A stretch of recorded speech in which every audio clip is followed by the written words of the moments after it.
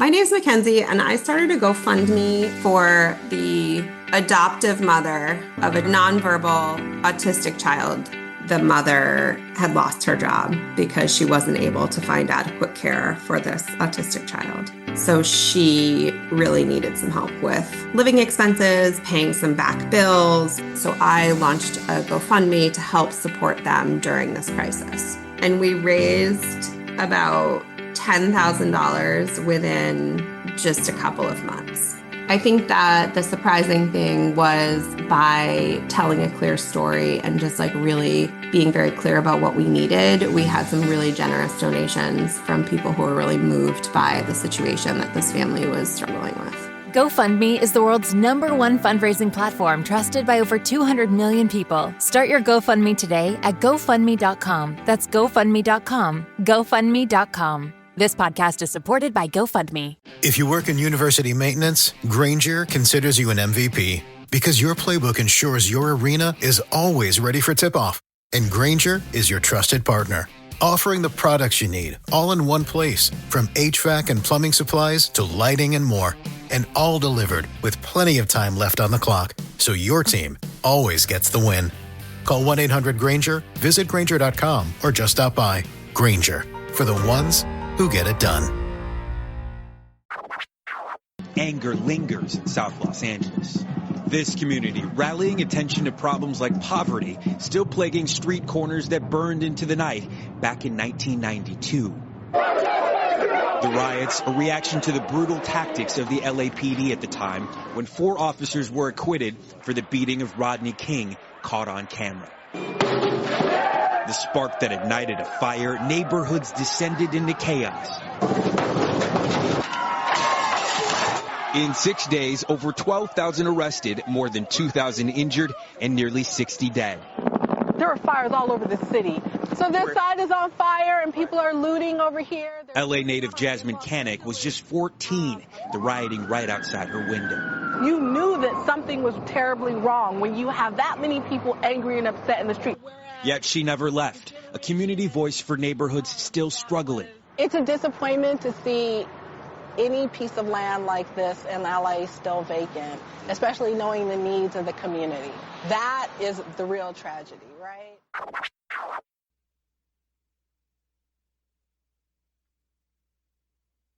Ladies and gentlemen, thank you for listening. Thank you for downloading.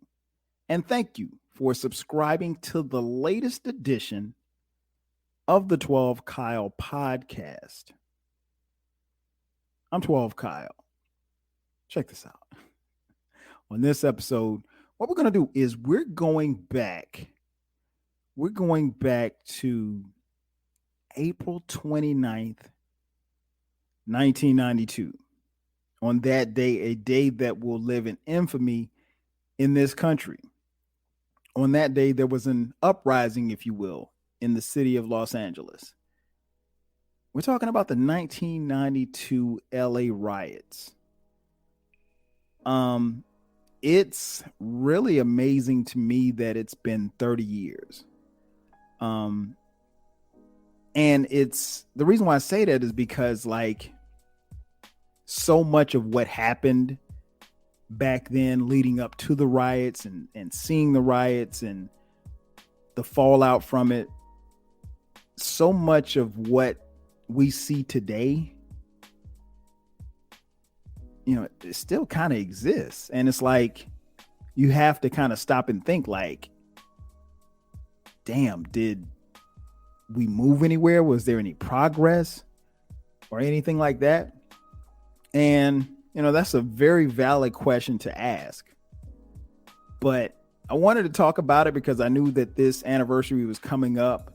And quite honestly, it was a tough part of our history, but a very necessary part. And it got us to where we are today. And then I also like talking about it because I can give you my experience as someone who lived through it, as opposed to maybe someone who's listening who either wasn't around or maybe were too young to remember. So let's go back. There were a lot of things that led up to the riots in Los Angeles. Two things in particular that sped up the process, if you will. And I'm going to touch on both. The first thing was the senseless murder of 15-year-old Latasha Harlins.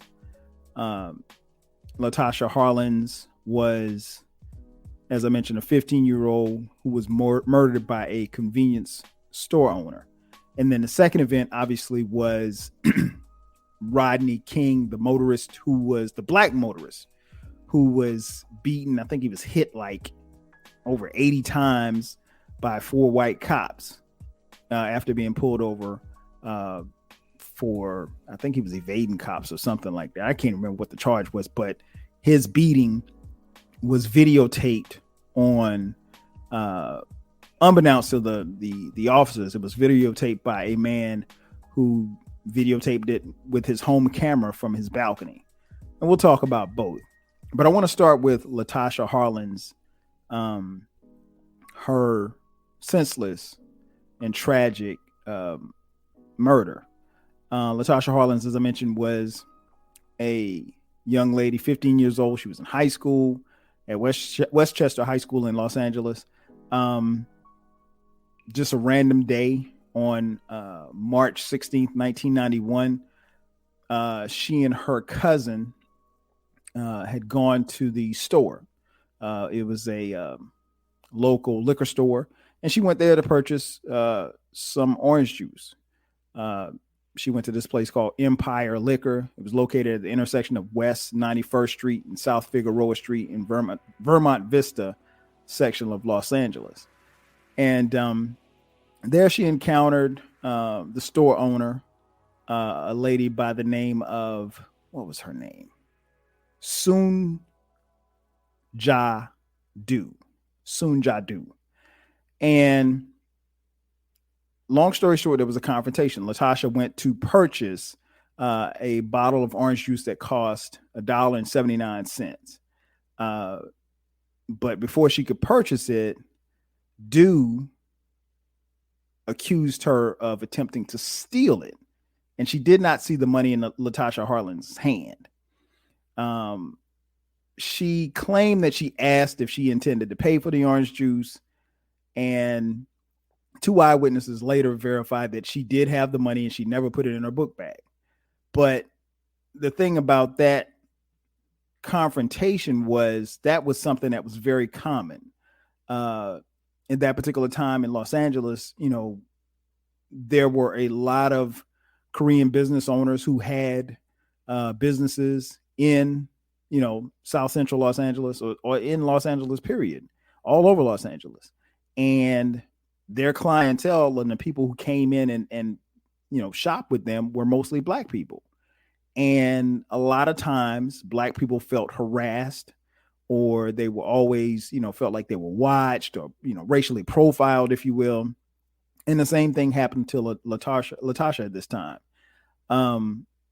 So what happened from there is, you know, based on different accounts. But after that, what happened was Latasha made an attempt to walk away. Du grabbed her. They tussled. She pushed her down, meaning Latasha pushed Du down, put the orange juice back on the counter and actually handed it to her. Because Latasha hit her twice, knocking her down to the ground. After that, Latasha Harlins backed away. Miss Du angrily threw a stool at her.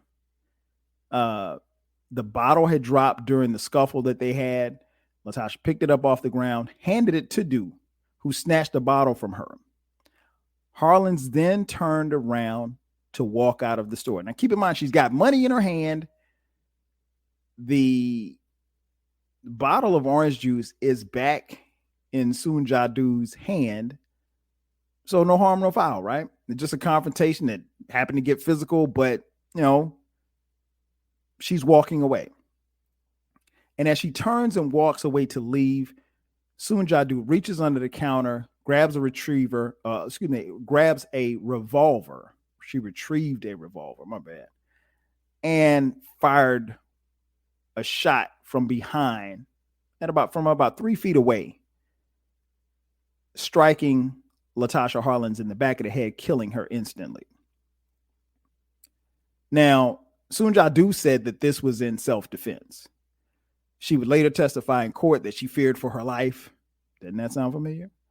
And she murdered a 15-year-old girl, a girl who was just starting life.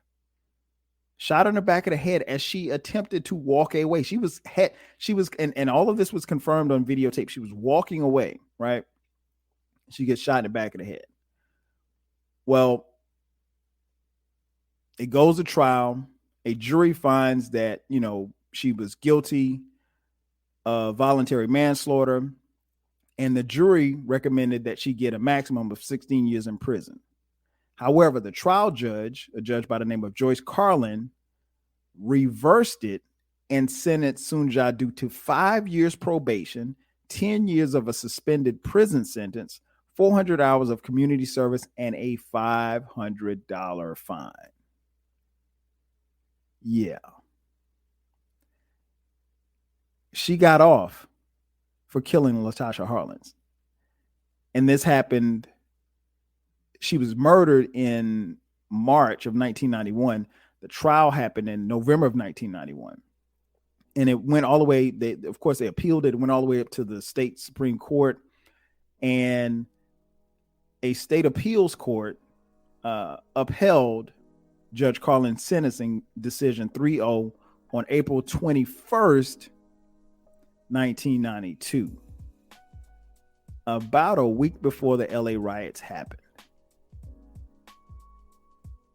And when I tell you, people were pissed, people were furious, particularly black people. And again, there was a battle between black people and Koreans in LA. Even someone like myself who did not live in LA, I think I'd only been to LA at that particular time only once because I went for the Super Bowl. But I knew about that. And here's the thing. Because it was 1991 and there was obviously no internet, no social media, we did not see this murder. Now, later on, it would be, available for people to see or what have you. And I remember seeing the grainy photo or whatever. And Latasha Harlins is clear. I mean, she's damn near out the door. And this lady shoots in the back of the head. And so even the information, how it was disseminated to us, because I was at the time of all of this, I was at South Carolina State University, a freshman. And, we still couldn't believe it. Like, she just shot her in cold blood. And I mean, again, people were outraged. So that was one domino of the several dominoes that led to the 1992 riots. The second and pivotal one, they both were pivotal, but this one was, just as major. It actually happened a couple of weeks before Natasha Harlins was murdered. On March 3rd, 1991, Rodney King, as I mentioned, was evading police, and he got pulled over, and the cops started whipping his ass. And I mean, I don't know how many times he got hit, but the thing that was interesting was, again, as I mentioned earlier, as they were beating him, unbeknownst to them, it was being videotaped. And I want to say maybe about 4 or 5 days after this happened, a local news station in LA got this tape. And once they got this tape, it spread like wildfire. I mean, it hit CNN and it hit every major news outlet. And when I tell you, we were able to see it in South Carolina on CNN like everybody else, and it was on the national news. It was the lead story on the national news. And Rodney King was this guy who obviously none of us had ever heard of, but he was this guy who was just getting beaten to damn near to death by these cops. And then by the time Rodney King gets out of the hospital, he is now a public figure. He does a press conference, and I mean, his eyes are, I mean, his face is still swollen. His eyes, they cracked his orbital bone like he had broken ribs, like he was messed up. And I just remember seeing that, watching that video. And I've never watched the video through its entirety. I think I saw enough in the 20 or 30 seconds that I saw. But I think even back then, it was so troublesome.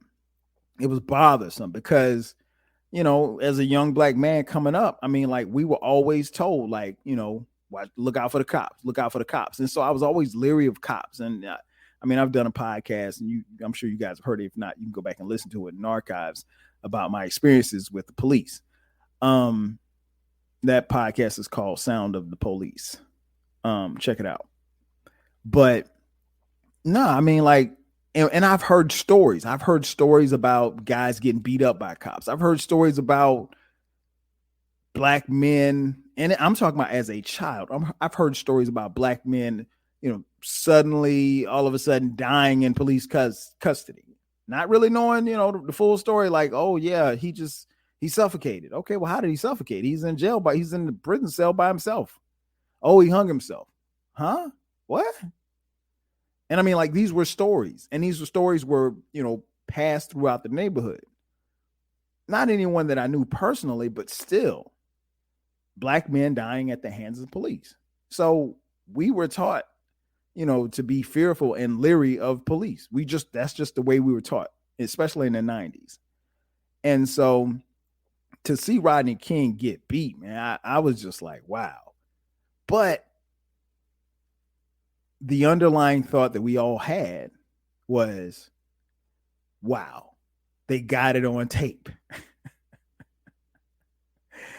I mean, we were so happy. I mean, now we weren't happy about the fact that he got beat, but we were very happy about the fact that it was all on tape. I mean, like, it was right there. You couldn't deny it. All of the officers were identified. I mean, like, it was there. And so deep down, you know, we're thinking, okay, these cops are going to get it, you know, because they got brought up on charges and everything. And we're like, yeah. And I'll be honest, like, I didn't watch much of it. I mean, of course, again, it's 1992 at this point, by the time it goes to trial.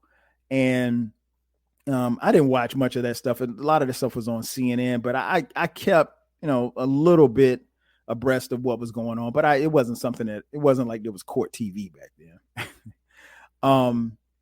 But an interesting thing that happened during the trial was moved from LA County, where it happened, to Simi Valley, Lillywhich white suburbs. And so, you know, Rodney King these officers were not going to be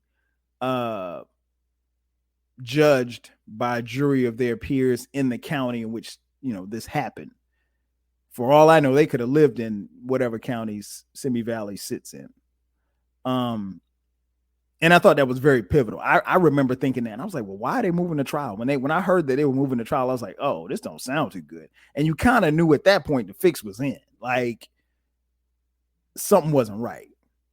And I remember when the verdict came down on April 29th, I was in class, and I just gotten out of class, and I remember I was coming back from the cafeteria. Me and my boys were coming back, and somebody said, they was like, yo, CNN said that, you know, they're going to read the verdict, the Rodney King verdict.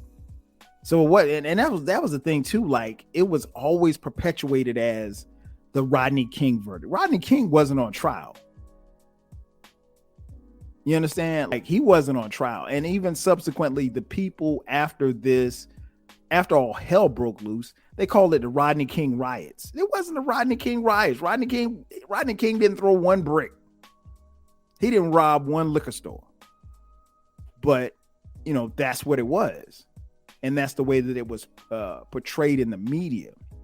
And again, I want you to understand, like, in 1992, we didn't have the access to media that we have now. I mean, like, you can just open up your phone and you can see whatever news feed that you want to see. But I mean, like, back then it was CNN and it was your local news. It really, I mean, Fox might have been a thing, but I don't really remember watching Fox. I just remember CNN was the place that you got world news. And here's the thing about CNN. CNN was the only outlet, I think, at the time that was on 24/7. Like, your local news and your local stations went off at 2 a.m. CNN all night long, 24/7. So that's where we saw everything kind of play out. So once the verdict was read and these cops got off, I was like, what the fuck? Like, how does this happen? Like, I call me crazy. Normally I'm pretty optimistic or pessimistic, if you will, about things, but I really thought like they were going to do time, like 20, 30 years. I thought that the time that they were facing, they were going to jail, right? And so my reaction was one of disappointment and anger. Not anger to the point where I would want to go burn something down, but I understood how and why someone would feel that way. So I remember me and my boy, we was talking and, you know, talking to a couple of cats, couple of my teammates in the dorm, turned the TV off, you know, and we went back outside and was kicking it on the Ave on campus. And I remember coming back in the dorm. I was in Bethea Hall. Shout out to Bethea. And I remember walking past somebody's dorm room and they had the door open. And I just remember, I remember one of my teammates saying, "Oh, they're about to fuck up LA." And I was like, huh? Because like at this point in time, like I don't know what's going on. I don't know that this is happening. But I do remember them saying that, like they're about to fuck up LA. And it just kind of went through one ear and out the other. But that's exactly what happened. I remember just a couple of months ago listening to this podcast, and I'm going to put the link in the show notes for you guys to check it out. It's called Slow Burn. Slow Burn was this was Slow Burn season 6, I think. It was hosted by Joel Anderson, who did a great job. 8 episodes that gives you a detailed breakdown of LA and the riots. It came out late last year in 2021. Phenomenal podcast episodes. And episodes run about 40 minutes long. It's a must listen. And I remember listening to it, and one of the things I learned a lot behind the scenes, because obviously I wasn't in LA when it happened, right? But one of the things that I learned was the first incident happened in this neighborhood, and there was a boy who had thrown a rock at a cop's car or something like that, and the cops go to arrest him. So they roll up on him and they come and get him or whatever like that. And there's these 2 dudes who are in their own vehicle and they got a camcorder. Now, and let me just break something down real quick for you folks. Back then, again, we didn't have cell phones. So if you were going to record someone, you had to have a camcorder. And I mean, a camcorder is not something that, you know, I'm not talking about the little handheld joints. I'm talking about the big joints, like literally like a cameraman.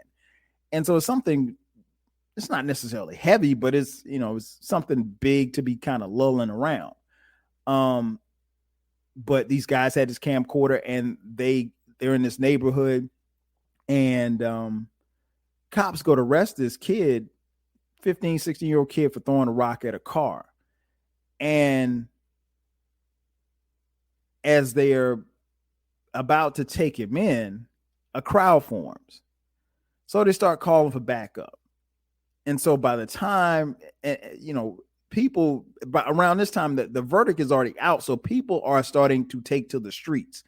As soon as the verdict was read, there were people that ran up on the police station downtown.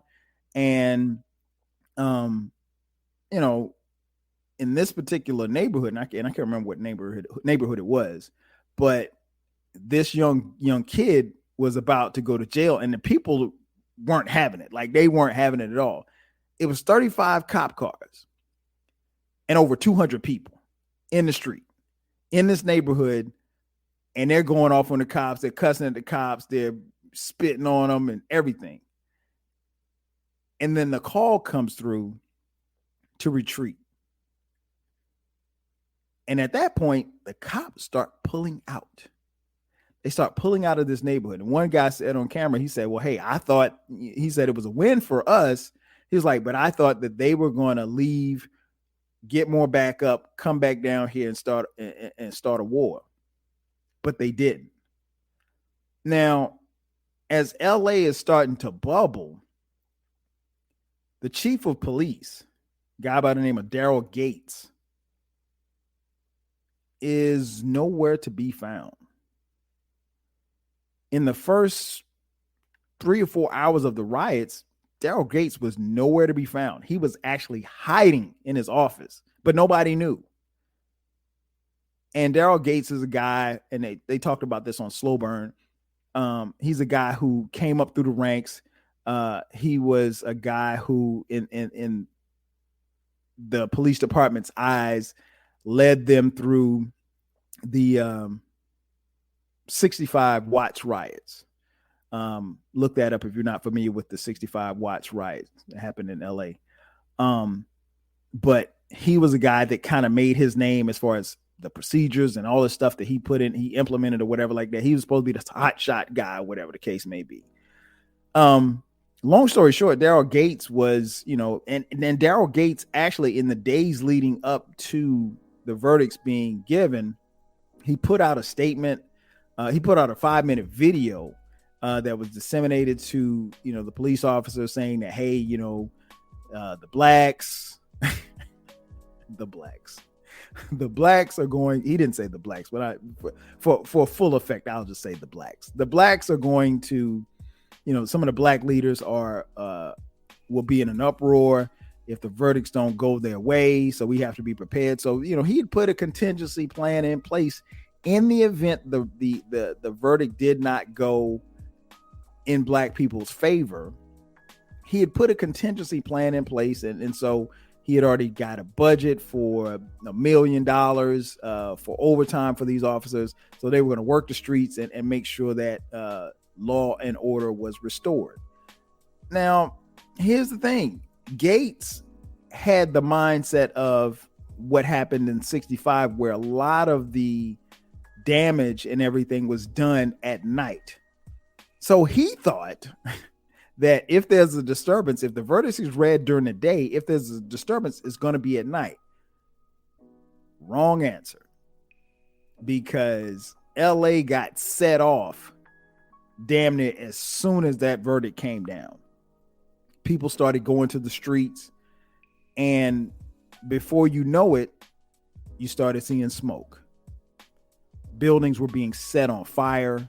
Stores were being robbed and looted. Like I said earlier,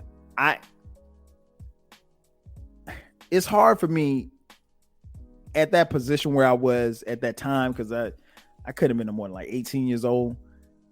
I understood it. And I kind of justified with myself, like, if I was in LA, I'd be out there too. I mean, I probably wouldn't be, but because they ain't really my steez or how I get down, but still, I understand. And, they had a reason to be out there. They had like all of this stuff, when you had the Natasha Harlins and you had the Rodney King, and then the years and years and years of police brutality. And I mean, we knew from NWA about how cops used to, mess with black people, and, just for no reason, just messing with them for no reason. And so, like, you felt it bubbling. I mean, and NWA talked about this in 87, 88, 89. This is 92. So if you go back and listen to some of that music is like a precursor to the riots. Some of the stuff that Ice Cube was talking about, some of the stuff that Dre was talking about. Definitely some of the stuff that NWA was talking about. Go listen to Fuck the Police. It's there. So after that, like I said, what happened was the epicenter became the intersection of Florence and Normandy. Huge intersection. It was called South Central LA, then, but now it's South LA. And I tell you, it's honestly, it's kind of weird because I was just in LA a couple months ago and riding through that intersection now, kind of visualizing how it was back then as far as what I saw on TV. It felt weird, you know. But I went through it, you know. But anyway, Florence and Normandy became the epicenter of the LA riots, particularly on the first day. Like I said, stores were looted, businesses were burned. And what happened was the police basically were told to come off the streets because honestly, they weren't prepared for this. They were not prepared for everything, for all the smoke, no pun intended, for all of the smoke that they were about to get. And so if you're familiar with the LA riots, you know the story of Reginald Denny, white motorist, truck driver who's driving through that intersection, got snatched out of his truck, got smashed in the face with a brick, all of it caught on camera by the helicopter hovering above. And the thing about it was that it was total anarchy. Like, it was just so much violence in the streets that, like, the cops were told, you know, to retreat. And then there was rumors, I don't know this to be true, but there were rumors that, you know, people were shooting and robbing firefighters and stuff like that. So even firefighters couldn't get close to, you know, to putting some of the fires out. So it was just a crazy situation. In fact, I got into it and talked a little bit about it with the homie, my boy Baylor. Shout out to BTG, who came on my podcast late last year. We talked about it. He actually shared a story about his dad putting a TV on the back of a pickup truck, which was a funny story, man. Shout out my boy Baylor. But Baylor's somebody who is from LA, like born and raised. So like he was living through this time. He was young, but he was out there. And you know, he was active. I'll just put it like that. But he talked about it on the podcast. Go check that podcast out. It's called California Love. Shout out to Baylor. But yeah, there were no police. There were no firefighters. So anything that was set on fire burned. And I mean, it burned to the ground. And so like you couldn't do anything. And there was nobody stopping anybody. And this was the first day. LA went up in smoke.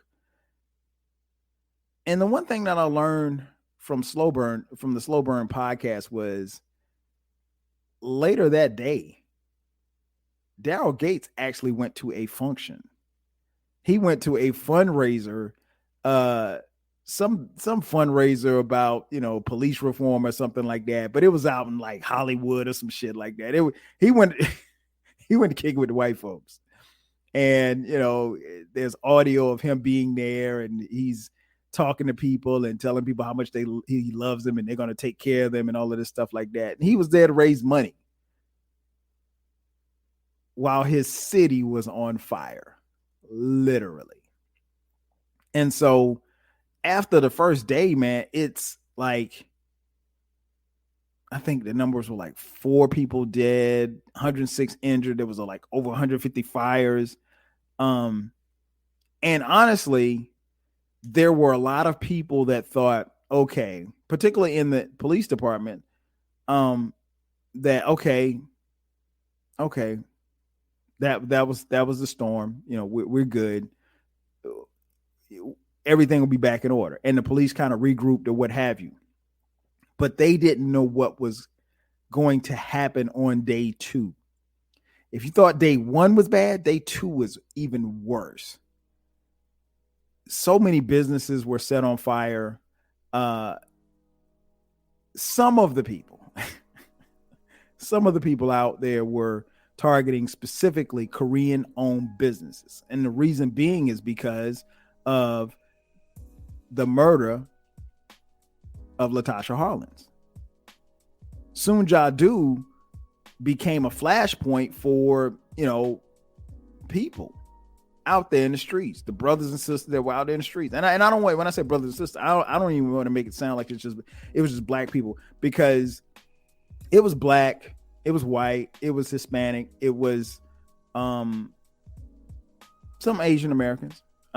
It was a rainbow. And ironically, I found that it said there was a report that said like over 50% of the people that were arrested were Hispanic. That I did not know, especially from the news coverage, because when they showed the news coverage, it was a number of black people running up in spots. But what happened was the Korean community got to the point where they on day 2, they felt like they had to defend their businesses. And some of them were literally going to their businesses in South LA and with guns, arming themselves. One guy was standing on top of the building, and he was, anybody that got close, he was shooting in the air. He wasn't shooting at him, but he was shooting in the air. A security guard got killed. I mean, it was literally like the Wild Wild West. And the crazy part about it was, for the most part, for someone like me in South Carolina, we could see it all on TV. Not the same way that we see, riots and things like that now. I mean, most recently the George Floyd, everything that happened after his murder, wherein you could jump on Twitter or jump on Facebook or IG and you could see everything. Like, you could see it from the streets, people out there marching and protesting. It wasn't like that, but CNN, I mean, like, they gave you 24/7 coverage. And I mean, like, this was the first time that we could see something in real time. At least that I can remember, something that we could see in real time, and like just the destruction. And how it played back for us was different because, again, like I said, I was in college at South Carolina State University. It's in Orangeburg, South Carolina, right?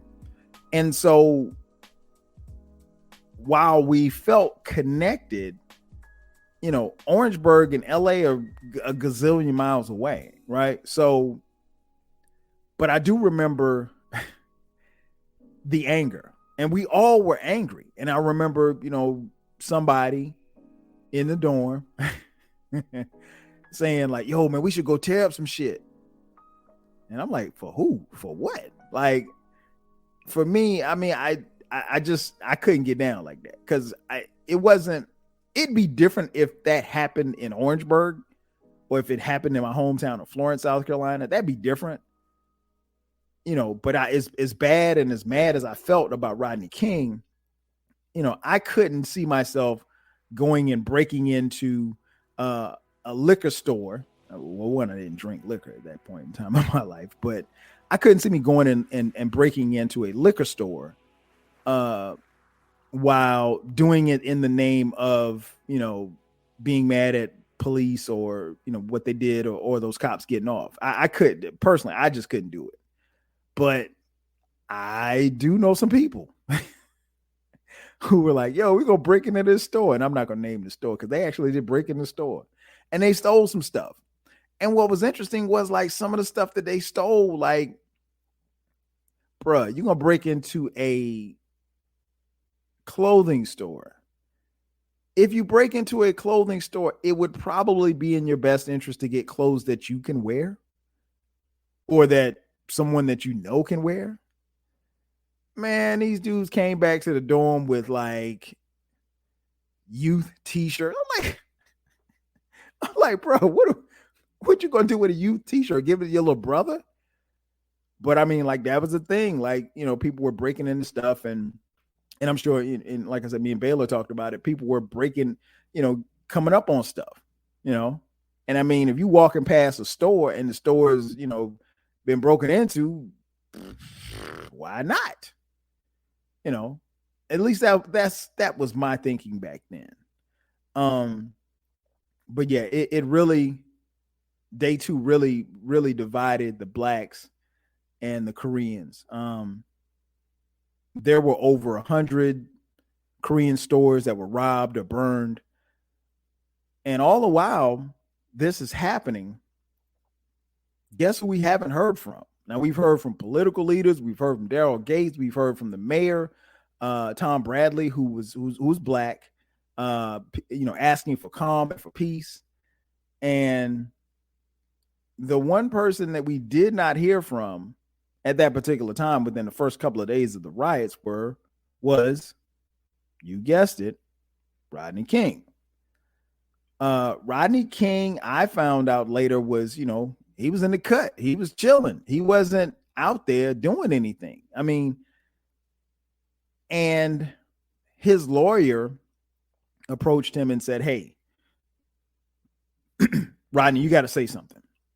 You got to do something. We got to make a statement. We got to, ask for calm, because, his lawyer didn't say this on the Slow Burn podcast, but I'm pretty sure that the LA, the powers that be, as far as the police department, put him up to it, like, hey, get Rodney out here to calm these people down. Because it was, again, this was, by the time Rodney spoke to the people, I want to say it was like 3 days in. This went on for this riot went on for 5 days. Like, literally, LA was up in smoke. Now keep in mind, it's already notorious for its smog. But the smoke was so bad in LA from the fires that were being burned on the businesses that were lit ablaze, that airplanes couldn't even fly into LA. Like, they had to change some of their routes and stuff like that. It was crazy. And again, mass destruction, people dying, businesses being destroyed, billions of dollars being lost. And, the sad part is that a lot of it, happened in, predominantly black communities like South LA. But, and I know, like, a lot of people, even at the time, would say, well, why would you destroy your own community? Why would you tear your stuff down? Why would you burn your stuff up? You got to understand, like, it's systematic racism is just that. When you have a situation where you confine people to a specific area and you don't necessarily give them the tools to help them, or at least assist them in upward mobility, or where they can move out, you redline areas and section things off to where, no, this black person can't stay in Brentwood. No, this black person can't stay in Beverly Hills. Or no, this Hispanic brother can't stay in, Malibu. And you relegate them to an area. I mean, people are going to be people. And it's systematic. And then you give them very little. And then you expect them to be cool when you give them a hard time about the little stuff that they have.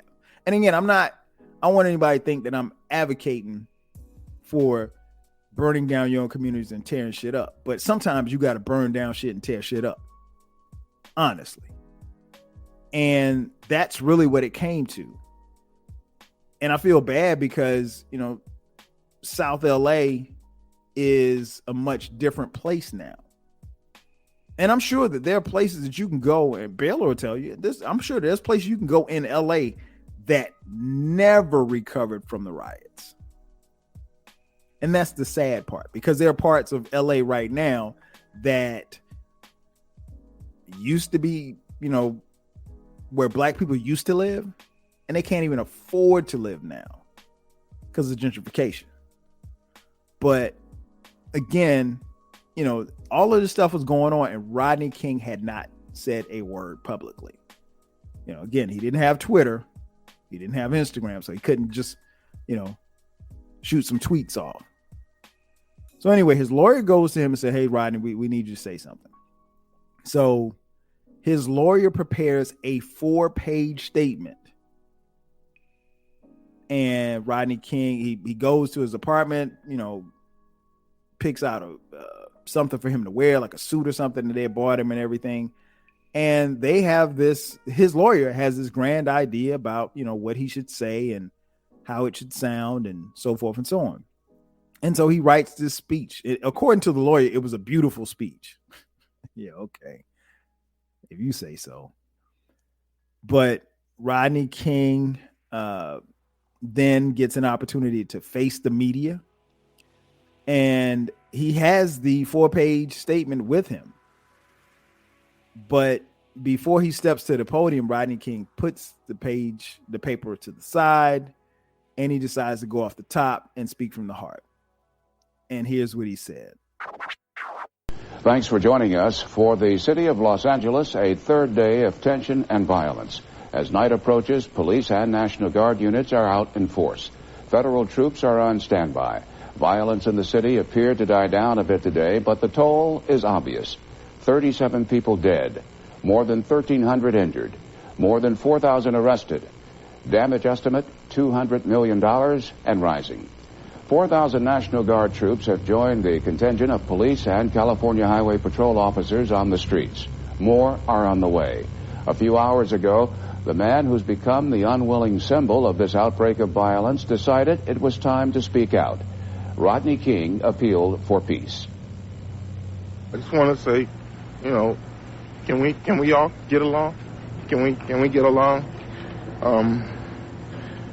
Can we stop making it horrible for the older people and the kids? And I mean, we've got enough smog here in Los Angeles, let alone to deal with the setting these fires and things. It's just not right. It's not right, and it's not gonna change anything.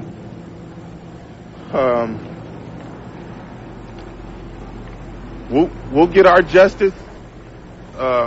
They've won the battle, but they haven't won the war. We'll have our day in court, and that's all we want. And just, I love, I'm neutral. I love people of color. I'm not like they picking me out to be. We've got to quit. We've got to quit.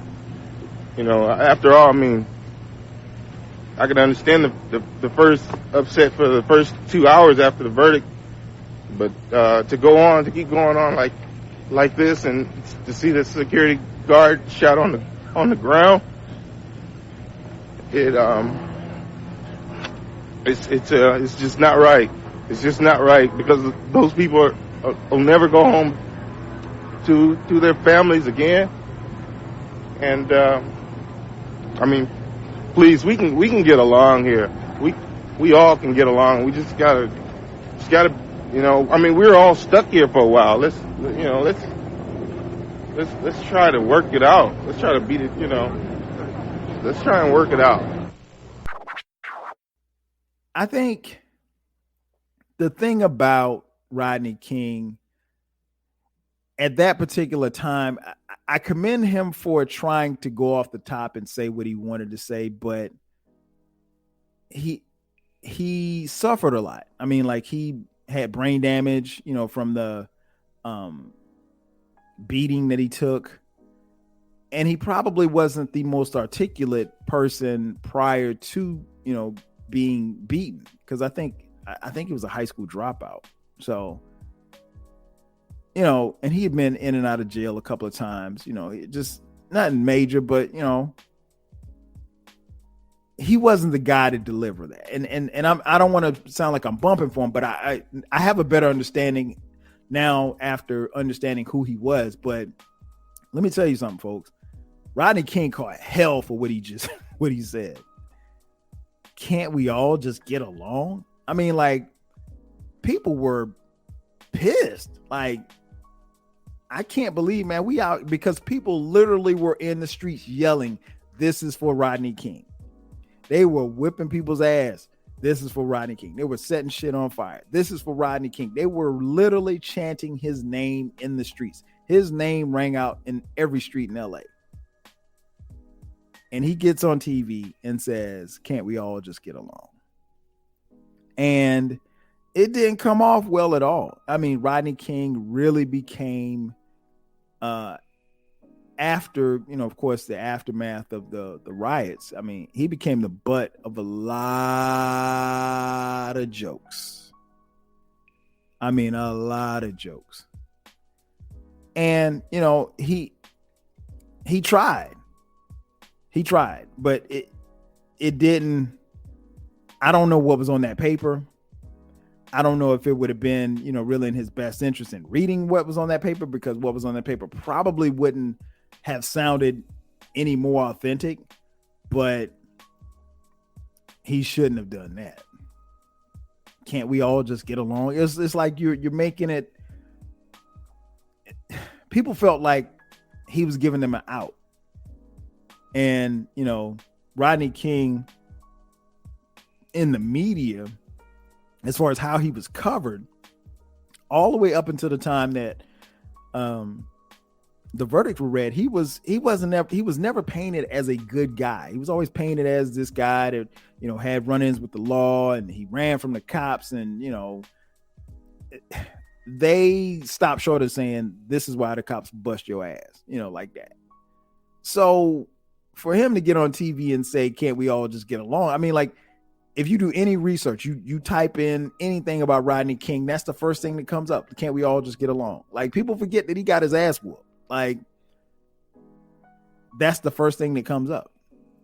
And I understand and kind of get where he was coming from. And again, I don't necessarily know that he was the most articulate person to try to deliver that message at the time, because he was hurting and he saw that his city was hurting. But at the same time, bruh, if I could put myself in Rodney King's shoes, there's no way I'm getting on TV and saying, "Can't we all just get along?" Depending on the day, depending on the person, they might get up there and say, "Man, fuck the police."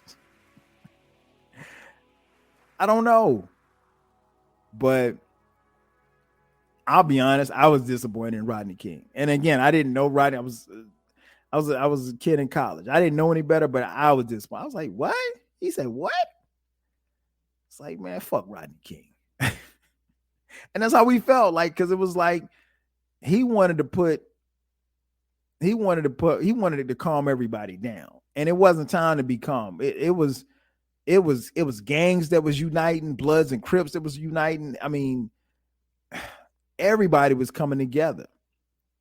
And, the LAPD realized that they had, trouble. And, they changed some things, but the LAPD is still the LAPD, man. Don't get it twisted.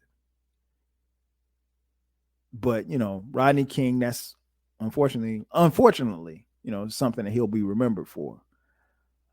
All in all, it's weird to still think that this is 30 years ago, because it still feels like today. It still feels like today. You still have police brutality.